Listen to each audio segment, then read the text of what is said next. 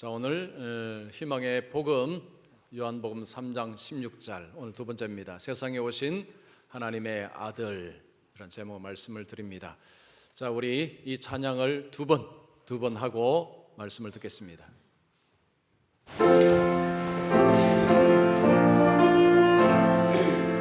박수 치실까요?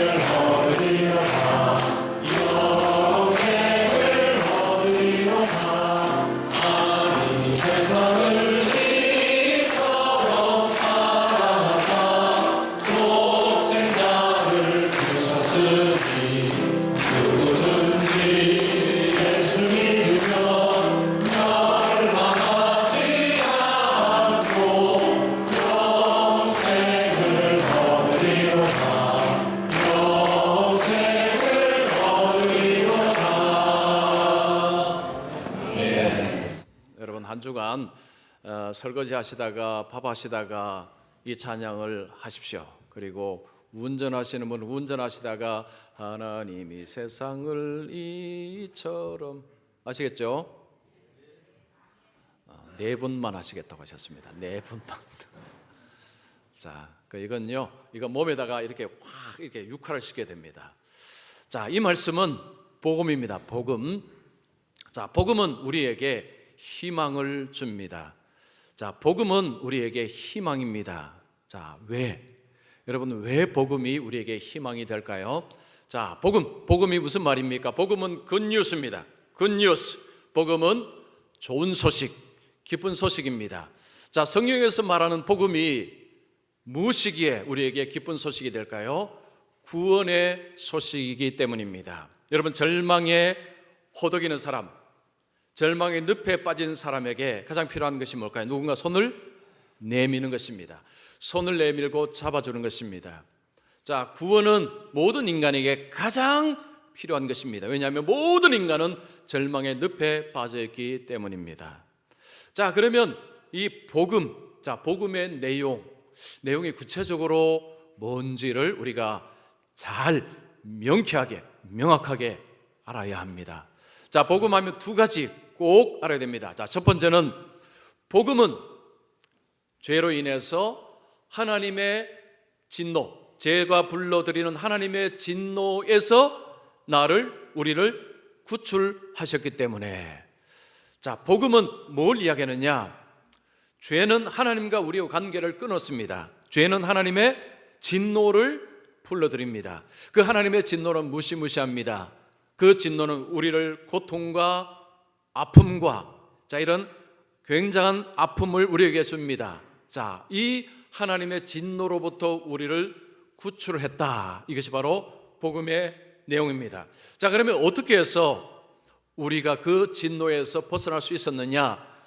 예수 그리스도의 삶과 예수 그리스도의 십자가의 죽으심과 예수 그리스도의 부활하심을 통해서, 자, 예수님이 우리가 해야 될 구원의 모든 것을 예수님이 완전히 다 행하심으로 우리를 하나님의 진노에서 벗어나게 하셨다. 이것이 복음입니다. 그래서 복음 이야기하면 복음이 무엇입니까 하면 이 두 가지를 반드시 확실하게 이야기하셔야 합니다. 자, 그런데 이 복음이 모든 사람에게 좋은 소식, 기쁜 소식은 아닙니다. 자, 복음이 어떤 사람에게 기쁜 소식이 된다고 했습니까? 복음을 받아들이는 자에게, 복음을 수용하는 자에게는 이 복음이 그에게 기쁜 소식이 됩니다.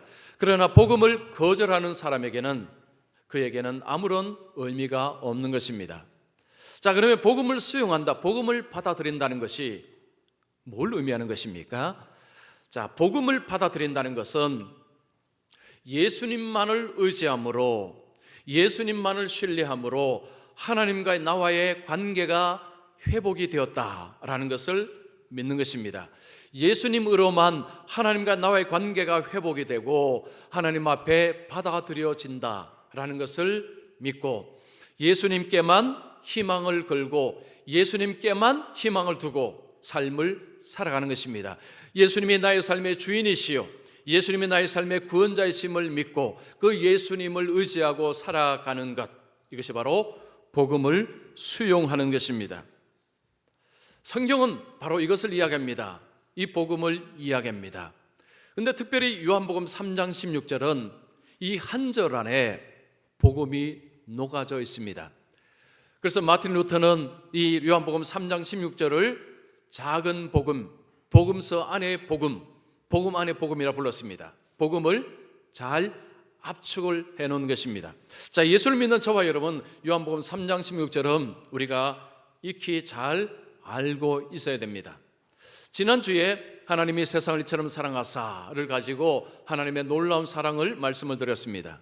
자, 오늘은 두 번째입니다. 독생자를 주셨으니 이 세상에 오신 하나님의 아들. 자, 이 제목으로 말씀을 드립니다. 복음의 핵심은 예수님이십니다. 예수님을 알면 복음을 아는 것이고 복음을 아는 것은 예수님을 아는 것입니다. 여러분, 세상의 사람들이 예수님을 알까요? 모를까요? 알기는 압니다.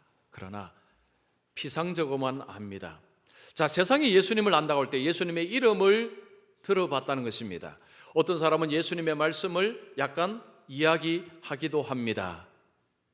그것은 예수님을 아는 것이 아닙니다. 그렇게 아는 것으로 예수님께 희망을 둘 수가 없습니다. 성경에서 나오는 예수님을 바로 알 때 예수님을 알게 되고 예수님께 희망을 둘 수가 있습니다. 예수님께 희망을 두느냐 못 두느냐는 예수님을 어떻게 알고 있는가에 따라 달려 있습니다. 자, 저와 여러분은 예수님께 희망을 두고 살고 있습니다. 왜요? 여러분, 왜 예수님께 희망을 두고 살고 있습니까? 예수님이 누구이십니까? 예수님은 하나님의 아들이십니다. 자, 오늘 말씀에 독생자를 주셨으니 라고 말씀합니다. 이 독생자라는 헬라어가 모노게네스라는 단어입니다. 모노라는 단어는 유일한, 게네스는 종족이라는 의미가 있습니다. 유일한 종족이라는 의미죠. 자, 이 모노게네스라는 단어가 성경에 쓰일 때는 독자, 외아들 표현할 때에 모노게네스라는 단어를 씁니다. 누가복음 7장 12절 한번 보십시오. 성문에 가까이 이르실 때에 사람들이 한 죽은 자를 메고 나오니 이는 한 어머니의 독자요. 자, 이 누가복음 7장에 보면 한 과부가 나옵니다. 과부의 외아들이 죽었는데 그 외아들을 한 어머니의 독자로 표현을 합니다. 어머니의 유일한 아들이라는 것입니다. 자, 요한복음에는 이 모노게스라는 단어가 이제 계속해서 나옵니다. 이 단어를 쓸 때 예수님이 하나님의 아들이시다라는 것을 표현할 때 이 표현을 씁니다. 자, 우리도 하나님을 아버지라 부르고 하나님의 아들이라 그렇게 표현을 합니다. 그런데 우리가 하나님을 아버지라 부르는 것하고 예수님이 하나님을 아버지라고 부르는 것은 차원이 다릅니다. 자, 우리도 하나님을 아버지라 부르지만 우리는 우리가 부르는 아버지하고 예수님이 하나님을 아버지라 부를 때는 이거 완전히 다릅니다. 쉽게 표현하면 이렇습니다. 예수님은 하나님의 DNA를 가진 하나님의 아들이라는 것입니다. 자, 오해하지 마십시오. 예수님 우리처럼 그런 DNA를 가지고 있다는 표현 아닙니다. 자, 하나님의 DNA를 가졌다는 것은 뭐냐 하면 그가 하나님이시다라는 표현입니다. 이 모노게르스라는 표현을 쓸 때는 하나님의 외아들, 하나님의 독자라는 표현을 쓸 때는 그가 하나님이시다라는 것을 표현하는 것입니다.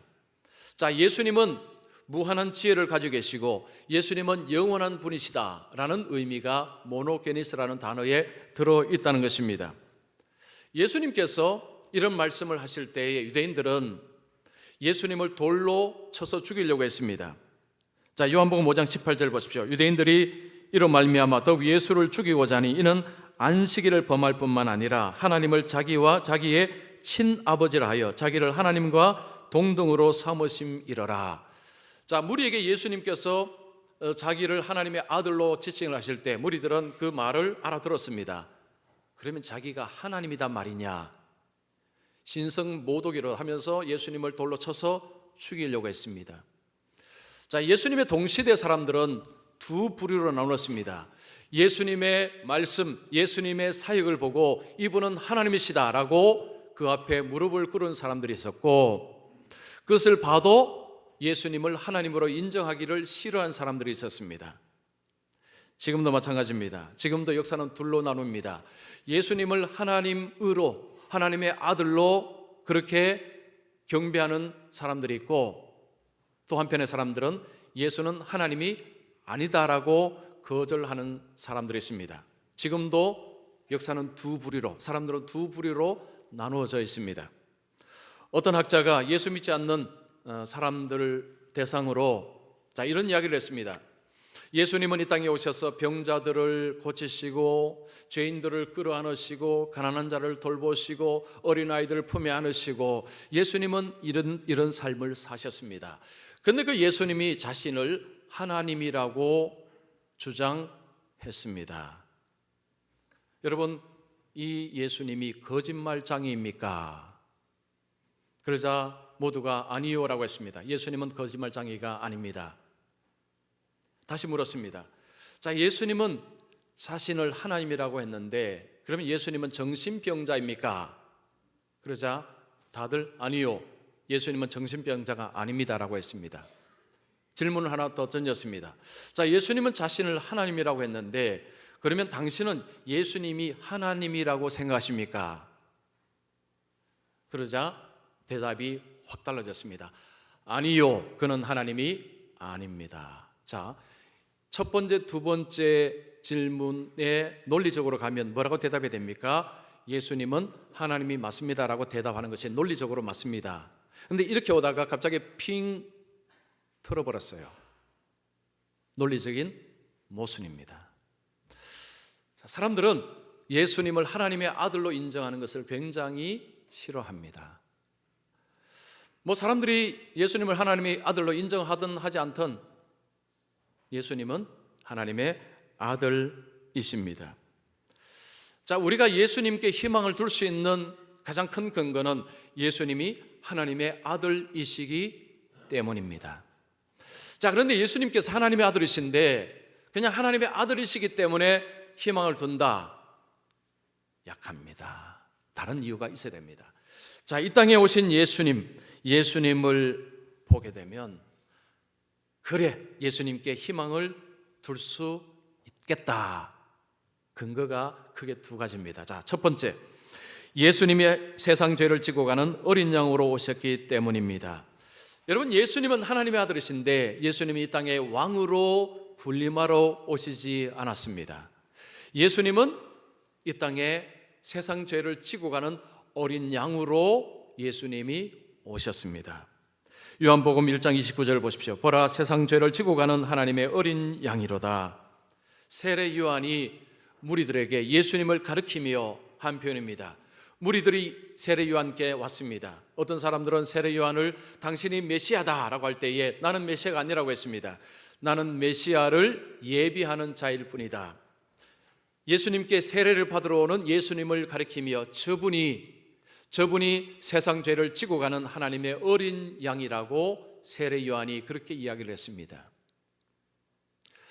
자, 예수님을 어린 양이라고 표현을 했습니다. 예수님을 저 독수리처럼 아니면 저 호랑이 아니면 저 사자처럼 이런 용맹한 짐승으로 비유하지 않았습니다. 왜 그랬을까요? 왜 어린 양으로 비유했을까요? 자, 어린 양은 구약으로 넘어가 보면 어떤 존재입니까? 이스라엘 백성들의 죄를 씻기 위해서 하나님 앞에 드려진 제물이었습니다. 어린 양 하면 백성들의 죄를 씻기 위해서 하나님 앞에 드려진 제물이라는 이미지가 떠오릅니다. 예수님이 이 땅에 뭐 하러 오셨느냐? 백성들의 죄를 씻어주기 위해서 하나님 앞에 제물로 자신을 드려지기 위해서 오셨습니다. 베드로전서 1장 19절 보십시오. 오직 흠없고 점없는 어린 양 같은 그리스도의 보배로운 피로 된 것이니라. 예수님께서 십자가에 흘리신 피는 보통 사람의 피가 아닙니다. 어린 양의 피입니다. 흠없고 점없는 깨끗한 죄를 씻는 그 어린 양 같은 피를 예수님이 흘리셨다는 것입니다. 자, 예수님께서 하나님의 아들이신데 이 땅에 자신의 피를 흘리심으로 백성들의 죄를 씻어주는 자로 오셨다는 것입니다. 자, 왜 그러면 예수님께서 어린 양으로 그렇게 하셔야만 되느냐? 그 길이 우리를 살리는 길이기 때문입니다. 여러분, 인간은 자력으로 구원을 얻을 수가 없습니다. 다른 종교는 자력으로 구원을 이야기하지만 우리는 부인합니다. 인간은 자력으로 구원을 얻을 수가 없습니다. 왜냐? 죄 때문입니다. 죄는요, 거대한 장벽과 같습니다. 여러분이 어느 곳을 가는데 앞에 거대한 장벽에 딱 가로막혀 있습니다. 장벽이 너무 두껍습니다. 망치로 쳐도 깨지지 않습니다. 너무 높습니다. 너무 깁니다. 끝도 없습니다. 넘어갈 수도 없습니다. 비켜갈 수도 없습니다. 그게 바로 죄라는 것입니다. 자, 우리로 하여금 하나님께로 가는 길목을 막는 것이 이게 죄인데 죄가 너무너무 크다는 거죠. 이걸 다르게 표현하자면 죄는 인간을 완전히 망가뜨렸습니다. 죄가 사람에게 들어오면서 사람을 완전히 망가뜨렸습니다. 완전히 고장을 내버렸습니다. 스스로가 자기를 고칠 수 있느냐? 고칠 수가 없습니다. 여러분, 로마서 3장 10절 12절 보십시오.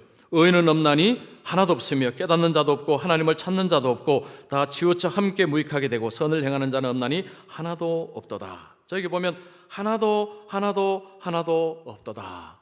자, 이 하나가 누구일까요? 하나님을 찾는 자, 하나님 앞에서 하나님의 뜻을 행하는 자는 한 명도 없더라. 지구상에 태어난 모든 사람들은 다 비뚤어졌다는 것입니다. 고장이 났기 때문에 하나님께 관심도 없고 하나님을 찾으려고 하지도 않고 하나님의 뜻을 행하려고 하지도 않습니다. 이것이 바로 인간이라는 것입니다. 성경은 인간을 죄인으로 규정합니다. 겉으로는 다 멀쩡하게 보이지만 성경은 인간은 죄인임을 이야기합니다. 파스칼이 이런 이야기했습니다. 세상의 사람들은 어떤 사람은 의인이라, 어떤 사람은 위인이라, 어떤 사람은 성자로 지칭하는데 내가 볼 때는 세상에 오직 한 종류밖에 없다. 바로 죄인이다. 세상에는 의인도 위인도 성인도 없다는 거죠. 죄인만 있을 뿐이다. 여러분, 자신이 죄인이라고 생각하십니까? 네, 죄인이라고 생각하세요? 작년 12월 달에 이런 기사가 실렸습니다. 9만 원의 눈멀어 범죄자된 우수 경찰. 작년 4월 달에 서울의 어느 마을버스 기사 한 분이 가방을 하나 가지고 파출소에 왔습니다. 한 승객이 가방을 놓고 내린 것입니다. 그래서 기사가 가방을 가지고 와서 이 가방 주인에게 주인에게 돌려주십시오라고 파출소에 가지고 온 것입니다. 한 경찰이 그 가방을 받았습니다.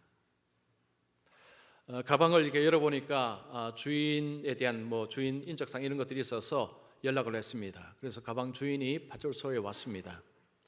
주인이 가방을 이렇게 한번 열어보니까 그 안에 돈이 없었습니다. 9만 원.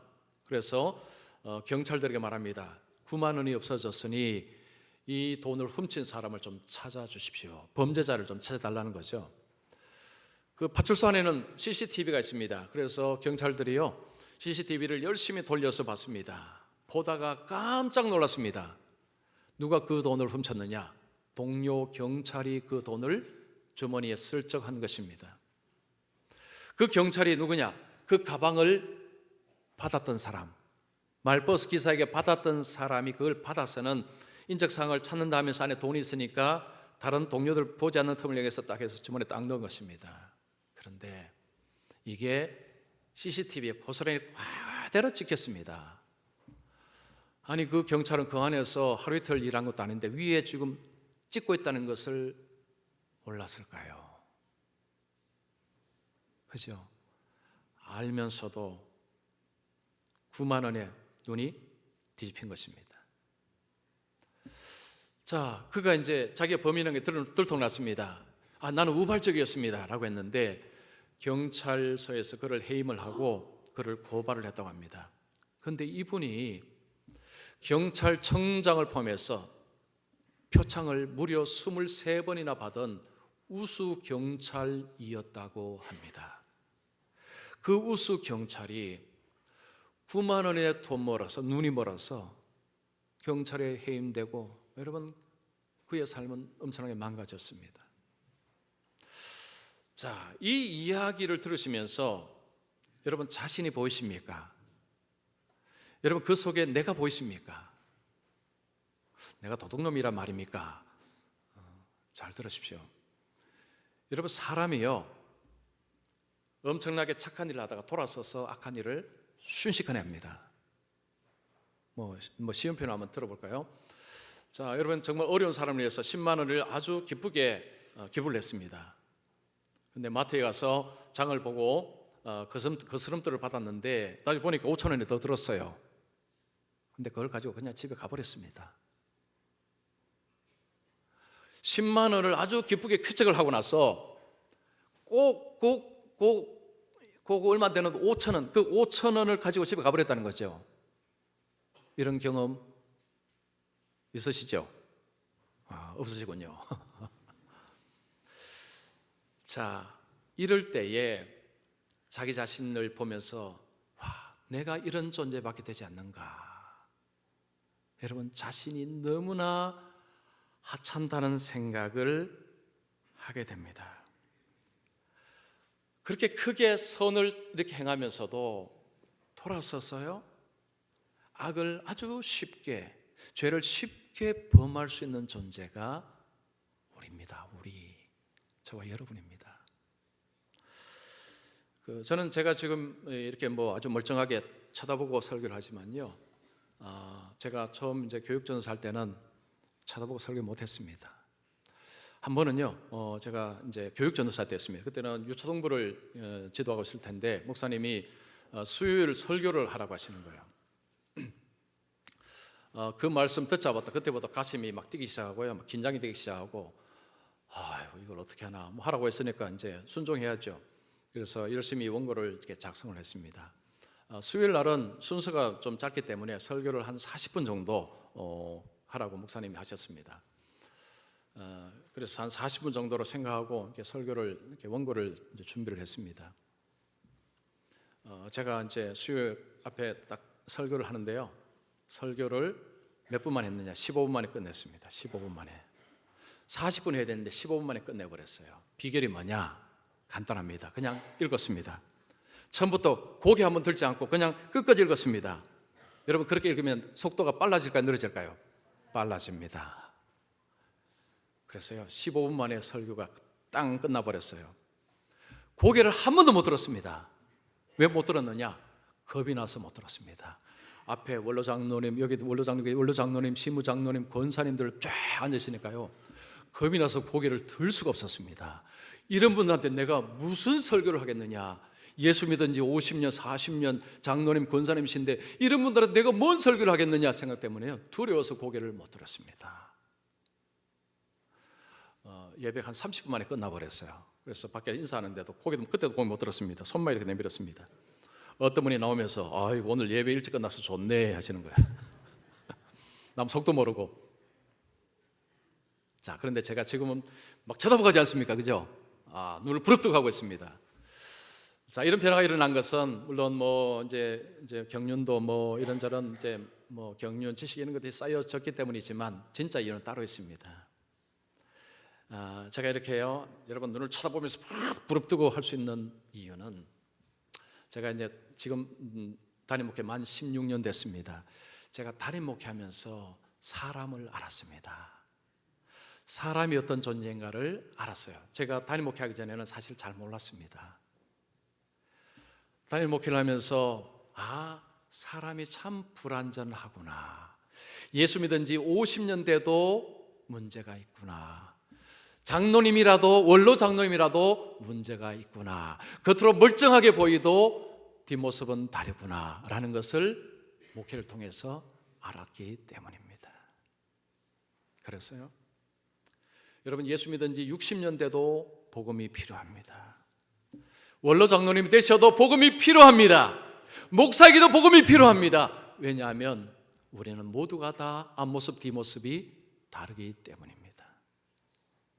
다 불완전합니다. 우리가 죄인이라는 사실은요, 우리 스스로가 구원할 수 없다는 것을 명확하게 이야기를 합니다. 자, 이 말씀을 예수님께서 니고데모에게 하셨는데, 이 말씀을 하기 전, 자, 14절 15절 한번 보시면 이런 말씀이 있습니다. 모세가 광야에서 뱀을 든 것 같이 인자도 들려야 하리니 이는 그를 믿는 자마다 영생을 얻게 하려 하심이니라. 자, 예수님께서 니고데모에게 자, 이 말씀을 하셨는데, 지금 니고데모는요, 자신이 이스라엘의 지도자고 자기는 착하게 살았고 말씀도 순종했기 때문에, 나는 착하고 잘했기 때문에, 선하게 살았기 때문에 하나님이 나를 받아주실 것이다 라고 생각을 하고 있었습니다. 그 생각을 그대로 찌른 것입니다. 너는 이 상태로는 구원을 못 받아. 그러면서 인자가 노뱀처럼 들려야 한다고 했습니다. 자, 이건 무슨 이야기입니까? 민수기 21장에 가면 이스라엘 백성들이 에돔 땅을 통과해야 됩니다. 에돔 왕에게 우리가 에돔 땅을 통과할 수 있도록 허락을 해달라고 했습니다. 그때 에돔 왕이 단칼에 거절했습니다. 할 수 없이 빙 둘러서 갔습니다. 자, 그러자 이스라엘 백성들이 입이 이제 나오기 시작한 거죠.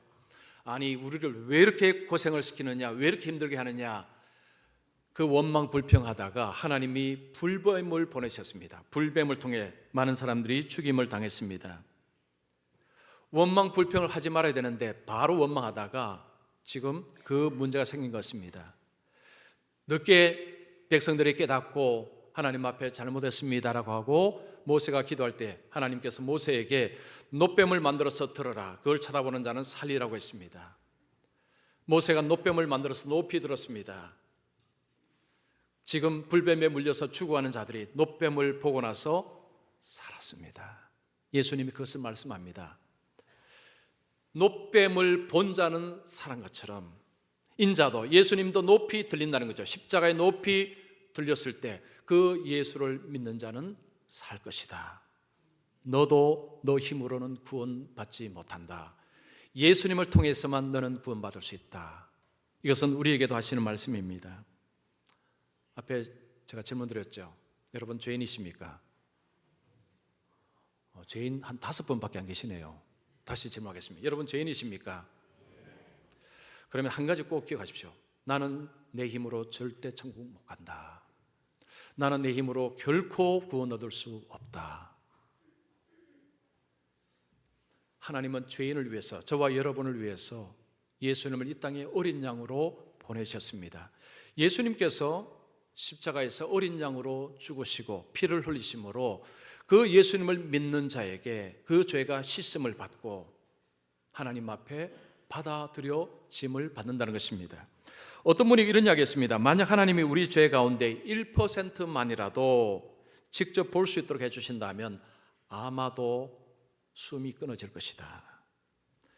감사하게도 하나님이 그렇게 하지 아니하셨기 때문이지, 우리의 지금까지 지은 죄 중에 1%만 하나님이 우리 눈으로 직접 보도록 하셨다면요, 못 산다는 이야기죠. 숨이 끊어진다는 이야기입니다. 그만큼 죄가 많습니다. 그런데 우리는요, 어떻게 사느냐 하면 내가 나를 구원할 수 있는 것처럼 자랑하고 떠벌리고 위세등등하게 살 때가 많습니다.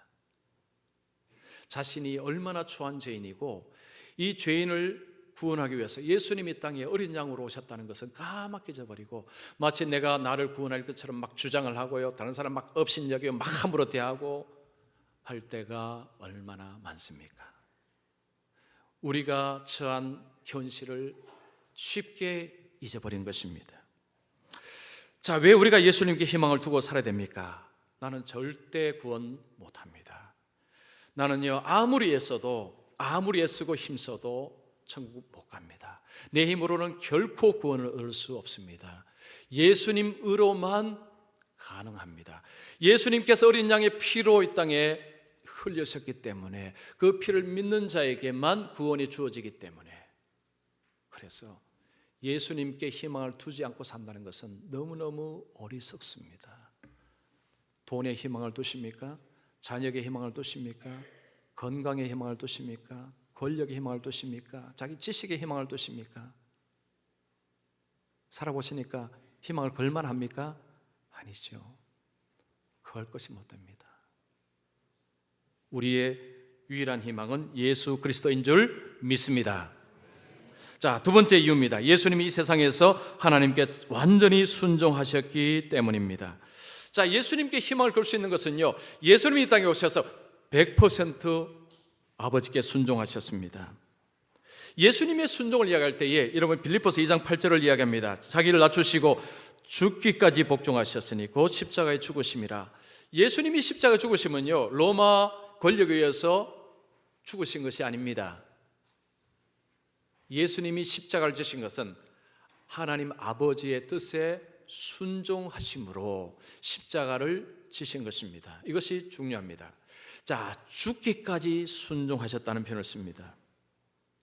자, 예수님께서 순종하시면요, 우리에게 엄청난 복을 주었습니다. 여러분 로마서 5장 19절 말씀, 자, 이 말씀 우리 같이 읽습니다. 한 사람이 순종하지 아니함으로 많은 사람이 죄인이 된 것 같이 한 사람이 순종하심으로 많은 사람이 의인이 되리라. 자, 아담 한 사람의 불순종으로 모두가 죄인이 되었죠. 그런데 예수님 한 분의 순종으로 예수님 믿는 사람이 의인이 되었다. 자, 예수님의 순종은 예수 믿는 우리로 하여금 하나님 앞에 순종한 사람으로 바꿔버렸다는 것입니다. 레위기 18장 5절 보십시오. 너희는 내 규례와 법도를 지키라. 사람이 이를 행하면 그로 말미암아 살리라. 나는 여호와이니라. 하나님께서 이스라엘 백성들에게 말씀하십니다. 나의 명령을 지키라. 그리하면 살리라. 자, 제가 질문하겠습니다. 자, 여러분 하나님 말씀에 몇 퍼센트 순종하고 사십니까? 여러분 1% 순종한다고 생각하십니까? 0.5%요? 확실한 것은 우리는 순종하지 않는다는 것입니다. 이게 사실입니다. 저도 마찬가지, 여러분도 마찬가지. 우리는 하나님 앞에 순종하지 않습니다. 순종하며 살리라고 했는데 우리는 역행하며 살고 있습니다. 즉 우리에게는 희망이 없습니다. 자, 그런데 예수님께서 오셔서 완전히 순종하심으로 예수님을 믿을 때 하나님은 우리를 어떻게 보신다는 것입니까? 예수님의 순종을 우리의 순종으로 보신다는 것입니다. 이것이 여러분 예수님 안에 사는 삶이라는 것입니다. 자, 예수님이 순종하신다고 할 때 우리는 쉽게 생각합니다. 뭐 예수님이니까 순종이 쉬웠을 거다. 그렇지 않습니다. 이런 마가복음 14장 36절 보십시오. 아버지께는 모든 것이 가능하오니 이 잔을 내게서 옮기시옵소서. 그러나 나의 원대로 마옵시고 마시옵고 아버지의 원대로 하옵소서. 예수님께서 십자가를 지시기 전에 겟세마네 동산에서 기도하신 것입니다.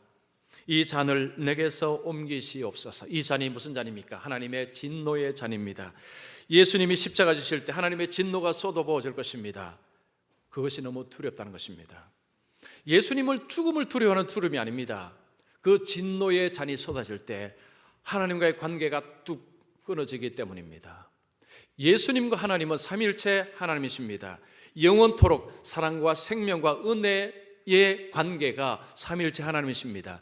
그런데 십자가에서 그 관계가 뚝 끊어진다는 것입니다. 예수님이 두려워하는 것은 바로 그겁니다.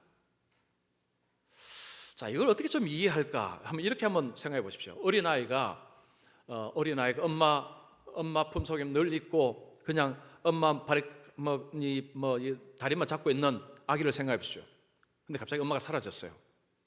여러분 그 아이 눈은 어떻게 됩니까? 공포로 가득 찹니다. 늘 엄마한테서 엄마 이러다가 엄마가 눈시야에 사라졌습니다. 그러면 이 아이는 이제 온통 공포입니다. 뭐 비유가 완전 적절하지 않지만 하나님과의 영원한 관계 속에 계시던 분이 하나님과 관계가 뚝 끊어지는 가운데서 예수님이 공포를 느꼈다는 것입니다. 그것이 해석가들의 해석입니다. 예수님께서 우리가 받아야 될 그 죄의 진노를 예수님이 받으심으로 우리는 그 진노에서 벗어났다는 것이 복음이라 말씀드렸습니다. 자, 그러면 우리는 어떤 은혜를 입었느냐 하면 우리가 받아야 될 진노를 예수님이 대신 받으셨습니다. 우리에게 그 진노가 오지 않습니다. 그러면 이 은혜를 받은 자의 반응은 어떻게 해야 될까요? 자, 내가 받아야 될 것을 예수님이 받으셨습니다. 그러면 우리가 예수님께 어떤 반응을 보여야 됩니까? 어떤 반응을 보여야 돼요? 감사해야 되죠. 감사. 여러분, 다른 사람이 내 대신에 짐을 져줬다면 아이고 감사합니다, 입에서 나오지 않습니까? 우리가 예수님께 해야 될 것은 감사고요. 자, 이 감사가 우리로 어떤 삶이 되게 하느냐 하면 예수님을 신뢰하는 삶, 예수님의 말씀을 쫓아 사는 삶으로 우리를 바꾸기 시작합니다. 예수님의 은혜가 너무 감사하니까요, 이제는 예수님만 보이는 거죠.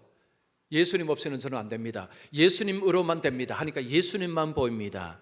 그러니까 이제는 예수님이 앞에서 내 삶을 좀 붙잡아 주십시오. 예수님을 따라가게 된다는 것입니다. 자, 어느 교회에서 어떤 여성이 한 분이 교회를 이렇게 나오기 시작합니다. 예배를 이렇게 드리기 시작합니다. 그러다 한 날 이 여성이 이제 목사님과 이렇게 대화를 합니다. 여성은 어릴 때 교회를 다녔습니다. 어릴 때 어떤 이야기를 들었냐면 착하게 살고 선하게 살면 하나님이 받아주신다라는 그런 이야기를 기억하고 있었습니다. 그런데 이 교회에 왔는데 교회 목사님은 그렇게 전하지 않았습니다. 당신의 과거, 현재와 상관없이 예수 그리스도의 무한한 희생을 통해서 당신은 하나님 앞에 받아들여집니다. 이런 설교를 하니까 어릴 때 교회에서 듣던 이야기하고 달랐습니다. 목사님께 이런 이야기입니다. 목사님 말씀 듣고 나니까 너무 무섭습니다. 이게 왜 무서울까요? 예수님의 무한한 희생으로 나의 행위와 상관없이 하나님 앞에 받아들여진다는 것이 너무 무섭습니다라는 거예요. 이게 왜 무서우십니까? 자, 잘 들어보십시오. 내가 착한 일을 하고 선한 일을 해서 하나님이 나를 받으신다고 하면 나는 하나님 앞에 뭔가를 주장할 수 있는 권리를 갖게 될 것입니다. 납세자처럼요, 세금을 내고 의무상을 감당하면 나라에 뭔가 권리를 주장할 수 있는 것처럼 하나님이 내 선하고 착한 행위를 통해 나를 받으셨다면 나는 하나님 앞에 뭔가를 주장할 수 있을 것입니다. 그런데 예수님께서 그 무한한 희생으로만 하나님 앞에 받아들여진다고 한다면 나는 하나님 앞에 뭔가를 요구할 권리는 사라지고 하나님은 나에게 무엇이든지 요구할 수 있는 권리가 주어지는 것 아닙니까? 그래서 너무 무섭습니다. 자, 기가 막힌 통찰력입니다. 근데 이 말이 맞아요. 맞는 이야기입니다. 여러분, 내가 착한 일을 하고 내가 잘해서 받아들였다면요, 그러면 큰 소리 칠 수 있습니다. 하나님, 이거 내가 했지 않습니까? 하나님께 요구할 수 있습니다. 그러나 내 행위와 상관없이 예수님의 무한한 희생으로 하나님이 나를 받으셨다고 하면 우리는 하나님 앞에 권리를 주장할 수 있는 것이 하나도 없습니다. 오히려 하나님이 우리에 대해서 마구마구 요구할 수 있는 권리가 있습니다. 너무 무섭다는 거죠. 여러분, 이거 아는 것이 중요합니다. 그런데 예수님이 하신 일은 또 한 가지가 있습니다. 하나님과 우리 사이를 어떻게 만들었습니까? 아버지와 자녀 사이로 만드셨습니다. 우리로 하여금 아빠 아버지께 구하라고 하셨습니다. 우리가 뭘 잘했기 때문에 구하는 것이 아니고요, 하나님이 너의 아버지시다, 아버지이시니까 구하라고 했습니다. 이 여성은 고까지 나가지 못한 것입니다. 여러분, 예수님께서 행하신 일은요, 자신을 들이심으로 우리가 할 수 없는 것, 예수님의 무한한 희생으로 우리를 하나님 앞으로 갈 수 있도록 길을 인도하셨는데 이것만 하신 것이 아닙니다. 우리를 하나님과의 관계가 아버지와 자녀의 관계가 되게 해 주셨습니다. 예수님이 아니라면 이 관계는 형성이 불가능합니다. 애초에 되지가 않습니다. 예수님 덕분에 우리는 하나님을 아까 찬양했죠. 아바 아버지, 아빠 아버지라 부를 수 있는 특권을 얻었습니다. 누구 덕분에요? 예수님 덕분에. 예수님께서 이 땅에 오셔서 온전히 순종하시고 십자가의 죽으심을 통해 진노를 예수님이 받으시고 그 예수님을 믿는 자에게 그 진노가 사라질 뿐만 아니고 하나님과의 아버지와 자녀의 관계가 되어서 아버지 이것 좀 해주세요. 자녀가 아버지에게 구하는 것처럼 우리가 하나님 앞에 구할 수 있는 특권을 누리게 되었다는 것입니다. 이것이 복음입니다. 여러분 놀랍지 않습니까? 여러분은 전혀 놀랍지 않는데요, 저는 지금 상당히 놀랍습니다. 제가 이 설교하면서도 놀라워요. 예수님은 하나님의 아들이신데 예수님이 이 땅에 오셔서 하신 일을 보십시오. 왜 예수님을 신뢰해야 되는지, 왜 예수님께 희생을 우리가 희망을 두어야 되는지 이유는 너무너무 명확합니다. 너무너무 분명합니다. 이런데도 여러분 자신을 의지하고 사시겠습니까? 내 머리 의지하고 사시겠습니까? 내 생각 의지하고 사시겠습니까? 내 돈 의지하고 사시겠습니까? 내 자녀 아니면 내 재산 아니면 내 지식 의지하고 사시겠습니까? 그거 여러분 구원 못합니다. 오히려 하나님의 진노만 쌓을 뿐입니다. 우리의 희망은 예수 그리스도이십니다. 예수님만을 우리가 희망으로 삼고 살아갈 때 그 모든 어둠은 거치고 밝은 날, 새로운 날, 하나님의 은혜와 하나님의 복과 이런 날이 이제는 우리 앞에 쫙 펼쳐지는 것입니다. 그래서 예수님은 그냥 인간이 아닙니다. 하나님의 아들이십니다. 독생자를 주셨으니 하나님의 아들이 이 땅에 오셨습니다.